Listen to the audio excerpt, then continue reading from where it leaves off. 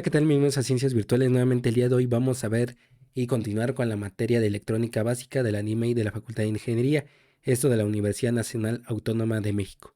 Y bueno, vamos a empezar con un nuevo tema, el cual es el siguiente del tema 1, que fue introducción y que vimos los tipos de, bueno, primero como aspectos de históricos, luego los materiales tipo P y tipo N, a través de todo el estudio de los semiconductores. Ahora vamos a ver en este tema la unión de estos que va a dar lugar a los diodos. El objetivo es el siguiente: el alumno analizará la estructura y funcionamiento del diodo en polarización directa e inversa en circuitos de corriente continua y alterna. En primer lugar, para este video, el subtema es estructura y funcionamiento propiamente del diodo. Y vamos a ver los otros subtemas con los siguientes videos que se van a estar subiendo: el 2.2, 2.3 y 2.4. Entonces vamos a comenzar con este subtema. En primer lugar tenemos los materiales tipo P y N, de tal forma que vamos a ver la utilidad de estos materiales en el diodo. Y bueno, para aquellos que no vieron, o bueno, yo les invito a ver la lista de reproducción de electrónica para que vean esos dos primeros videos, pero no importa si no lo han visto, es algo teórico, algo que debemos de ver como dato general, pero no es algo importante de lo que compete ya para ver lo que sería una aplicación como tal, sino es el antecedente. Entonces, los materiales tipo P y N son los siguientes. El material tipo P aumenta su conductividad eléctrica al aumentar el número de huecos presentes, esto por medio del proceso de dopado, volver un material intrínseco a extrínseco, y eso lo vimos cuando se forman cristales. En este caso, primero se vuelve un mineral se extrae y todo lo que tiene que conllevar su proceso de manufactura hasta llevarlo a puramente, en este caso, al elemento de interés, que en este caso es silicio. Una vez que ya tenemos completamente el silicio, es decir, un material intrínseco, luego vamos a hacer un proceso de dopado, que es manipularlo, cambiar sus características o propiedades, y para que se forme obviamente un tipo de material. En este caso va a ser el material tipo P, al momento de ingresarle otro elemento, en este caso es boro. Entonces aquí al ingresar boro, que es trivalente, es decir, sería 4 más 3, sería 7, nos faltaría un electrón para que esté en su estado más estable, o más bien en su estado más estable, eh, lo que quiere decir que esto respeta la regla de octeto debido al enlace covalente que se forma. Entonces, por ende, vean que aquí es 1, 2, 3, 4, 5, 6, 7 y faltaría 1. Entonces, de tal forma que este vacío va a ayudar a que llegue otro electrón libre y se coloque de ahí para que se estabilice. Entonces, de tal forma que se va eh, formando ese tipo de material. Por otro lado, tenemos el material tipo N. Es el mismo, solamente que ahora van a meter o van a ingresar un nuevo elemento de forma pentavalente. Esto que quiere decir que tenga 5 electrones en su última capa, la capa de valencia, de tal forma que es 5 más 4 y sobrea 1, debido a que la regla de octeto dice que nada más debe haber 8 electrones en la capa de valencia. Entonces sobrea 1 y eso forma, a partir de la teoría de bandas, lo que sería primero la banda de valencia, la banda prohibida y luego la banda de conducción. Entonces, de tal forma que se desprende ese electrón y va hacia la banda la banda de conducción. Entonces, el material tipo N aumenta su conductividad eléctrica al aumentar el número de electrones libres o portadores libres presentes, esto por medio del proceso de dopado. Por lo tanto, un diodo será entonces un dispositivo que conduce corriente en una sola dirección a través de la unión PN. Entonces, eso es lo que va a ser, o es la definición más clara de un diodo. Y uno por ello, vamos a ver la estructura de un diodo, unión PN y ciertas características. Y bueno, la estructura de un diodo se ve de esta forma: al unir el material de tipo P y tipo N, y que al mismo tiempo vemos que aquí tiene, bueno, decimos portadores mayoritarios, y también que serían portadores minoritarios. En este caso, los mayoritarios son los huecos y los minoritarios son los electrones libres. Por otra parte, en la región N o material tipo N, los mayoritarios serían los electrones libres y los portadores minoritarios pues serían los huecos. ¿Eso qué quiere decir? Que cuáles están en mayor presencia y otro en menor presencia. Por ello, al formarse, se ve de esta forma. Entonces tenemos una parte donde hay, recuerden que estos signos de más y menos significa donde hay más carga de electrones. En este caso, pues suponen un negativo aquí y un positivo aquí. Dice que hay menos carga de electrones y mayor carga de electrones. Ahora, una vez que se han unido, aquí se van a formar, se va a saturar, digámoslo así. Entonces esa saturación va a generar una región de empobrecimiento. Ahorita vamos a definir de mayor claridad. Y por ello también va a requerir un voltaje, bueno, más bien, se va a generar un voltaje de barrera, el cual va a requerir vencerse para poder fluir. Entonces la unión PN es evidente que se trata de un material P y un material N que se unen para formar un dispositivo llamado diodo. Se observa que se tiene una región llamada de empobrecimiento y un voltaje de barrera. Es la estructura esencial de cualquier diodo. La región de empobrecimiento, capas con cargas positivas y negativas, iones positivos y negativos, es una zona que se queda sin portadores de carga, electrones libres y huecos, debido a la difusión a través de la unión. Cuando crece esta región se convierte en un potencial de barrera o diferencial de potencial de barrera. Entonces, en pocas palabras, aquí se satura que ya no existen ni electrones libres ni huecos, entonces se completan en sí. Entonces se va saturando, ¿ok? Pero cuando va en su polarización directa y dependiendo del diodo que se trate, lo que va a funcionar es en directa, pero en inversa se va a taponear, digámoslo así, porque empieza a saturarse y ya no pueden avanzar más los electrones en cierta dirección. Eso va a ocurrir en los diodos rectificadores. Pero hay otros como los diodos Zener que pueden usarse tanto en polarización directa como en indirecta. Y eso lo vamos a definir más adelante. Potencial de barrera es el diferencial de potencial o voltaje del campo eléctrico a través de la región del empobrecimiento para mover electrones a través de este. Y precisamente el tipo de material que está hecho, ya sea de silicio, de germanio y arsenuro de galio, va a tener ciertos tipos de voltaje, o más bien va a tener ciertos valores de voltaje para que puedan mover esos electrones, para que haya fluidez. Entonces, por ello es importante lo que sigue. Las características del diodo. Se debe aplicar una cierta cantidad de voltaje igual al potencial de barrera y con la polaridad apropiada a través de la unión PN para que los electrones empiecen a fluir. Las características que son esenciales para cualquier diodo a estudiar son como siguen. En primer lugar, es un elemento pasivo, recibe energía eléctrica o potencia eléctrica. Segunda característica es que es un dispositivo biterminal, tiene dos terminales y tiene una unión PN, es decir, las terminales tienen polaridad.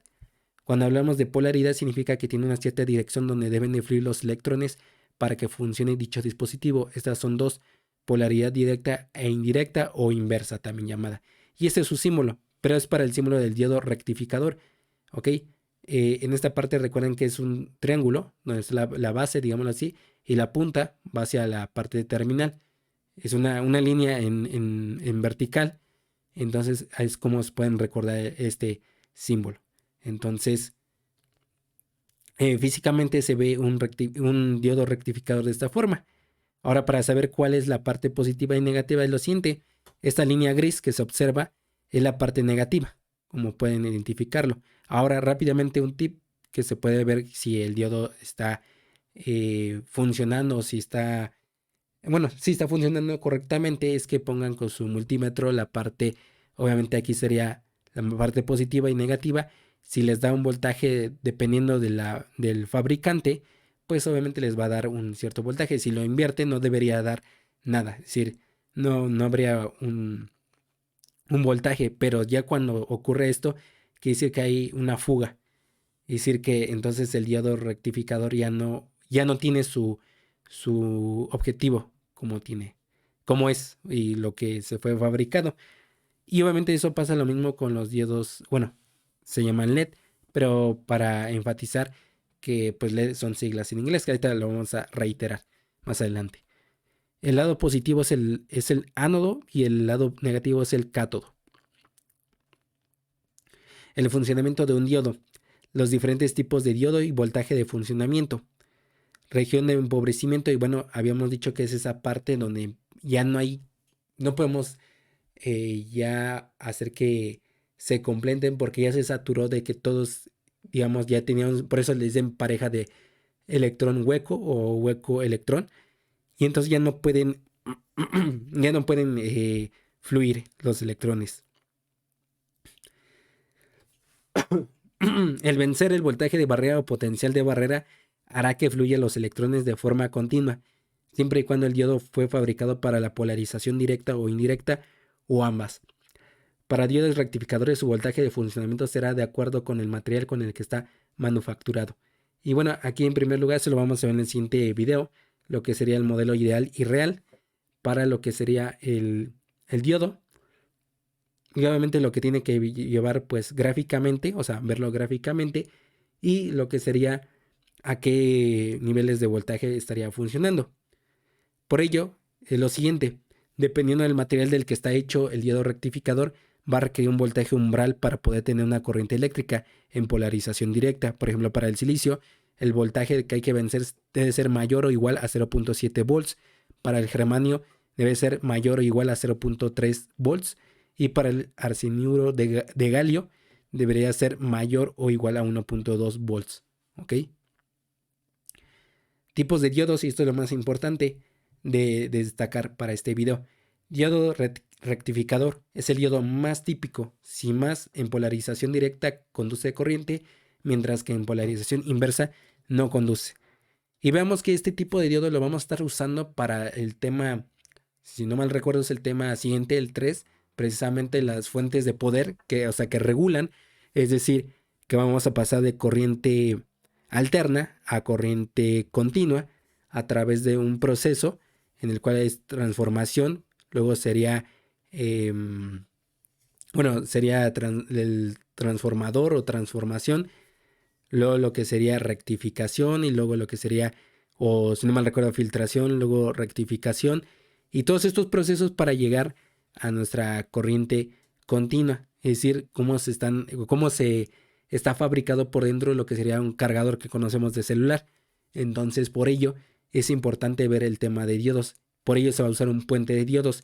Antes se usaba el Zener, pero vamos a ver las explicaciones del por qué ya no se usa el Zener, porque pues nos ahorraría, pero hay un problema precisamente de diseño a través de este diodo Zener. Se tendría que usar para otras aplicaciones el diodo Zener. El LED, que en inglés significa Light Emission Diode, es un diodo que emite luz. En polarización directa, además de conducir corriente, emite luz. En polarización indirecta no conduce corriente eléctrica ni luz. Entonces tendríamos su símbolo. Sin embargo, muchas veces ponen el color precisamente para diferenciarlo. Puede ser verde, azul, amarillo. Bueno, amarillo le dicen ámbar. Blanco. Ok, de estas diversidades de colores. Por ello, pues también se va a usar cuando veamos la parte de lógica combinacional para detectar ciertos voltajes. Bueno, ciertos voltajes para que veamos si se cumplió las tablas de verdad que, se tienen que estar implementando. Fotodiodo es el opuesto al diodo LED. En lugar de emitir luz cuando esta está en polarización en directa o polarizado en indirecta, si detecta luz, la absorbe y con ello conduce corriente eléctrica, no conduce en polarización directa. Y es lo contrario, ¿no? Las flechas, estas iban para afuera y estas para adentro. ¿Ok? Igual, esto del fotodiodo y el fototransistor lo vamos a estar viendo en los últimos temas, si no mal recuerdo es el 7º. Entonces, por ello, también vamos a darle su lugar especial. Lo mismo ocurre para el diodo Zener. En polarización directa se comporta como un diodo rectificador. En polarización indirecta, si supera cierto valor de voltaje, conduce corriente eléctrica. En casos prácticos es un regulador y pues su símbolo es esta forma. ¿Ok? Por ello, antes se usaba, pero tiene algunas cosas que no es tan eficiente. Entonces, se configuró y se diseñó un puente de diodos rectificadores para precisamente estas etapas para convertir corriente alterna a corriente continua. Gráficas de los diodos. Y bueno, tenemos la polarización directa. En este caso, recuerden que si está en polarización directa, es decir, la parte positiva de nuestro fuente de voltaje independiente debe estar positivo con el diodo y negativo con negativo, tal forma que esa es polarización directa y ya no hay saturación, ya no va a haber, la región de empobrecimiento siempre va a existir, pero es muy angosto, de tal forma que no va a afectar, tiene cierta resistencia, claro, pero no va a afectar para fines prácticos. Sin embargo, para la polarización indirecta sí va a haber problema. Y ya vimos los tipos de diodos. Este es más que todo para el tipo de diodo rectificador. Entonces, si aquí vemos que el positivo queda con el negativo y aquí otra parte del negativo con el positivo, ya no va a fluir la corriente eléctrica y entonces la región de empobrecimiento se va a engrosar de tal manera que se taponea, por así decirlo, de manera vulgar. Entonces, en esta forma, es por eso que tiene la explicación del por qué polarización directa sí sirve y en polarización directa ya no sirve. Bueno, de forma que físicamente lo estamos viendo. Y esto sería la gráfica que vamos a estar utilizando para explicar el modelo ideal y real de los diodos. En este caso, pues vemos que aquí la variable independiente es el voltaje y la variable dependiente sería la corriente. Y obviamente, pues toda esta curva va a representar la resistencia propiamente. Por ello, a un valor de 0.7 volts, es aquí vamos a vencer el potencial de barrera.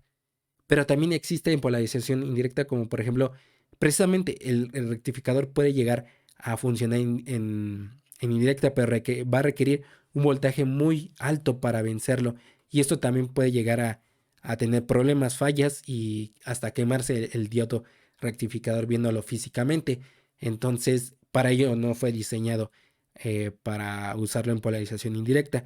Por ello se diseñan otros tipos de configuraciones para que puedan funcionar en polarización en inversa. Entonces, estas gráficas vamos a estar utilizándolas para explicar todo esto de los diodos.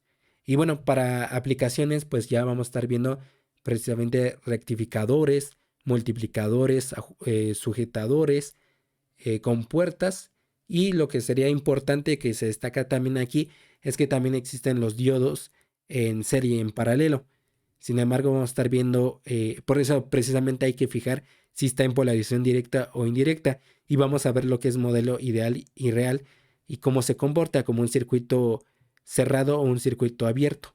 Ajá, dependiendo, obviamente vamos a estar viendo la forma práctica o la forma real, en donde pues obviamente su umbral es 0.7 para silicio, lo que lo vimos, germanio, otro valor que ya no recuerdo es 0.3 y obviamente lo que sería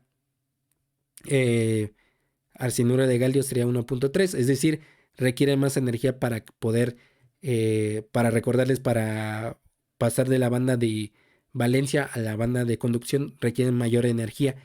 Entonces, de forma estándar se usa siempre silicio. En los problemas, y como lo menciona en la literatura, si no se explica cuál tipo de diodo es, se asume que silicio es el más estándar para estos problemas de diodos.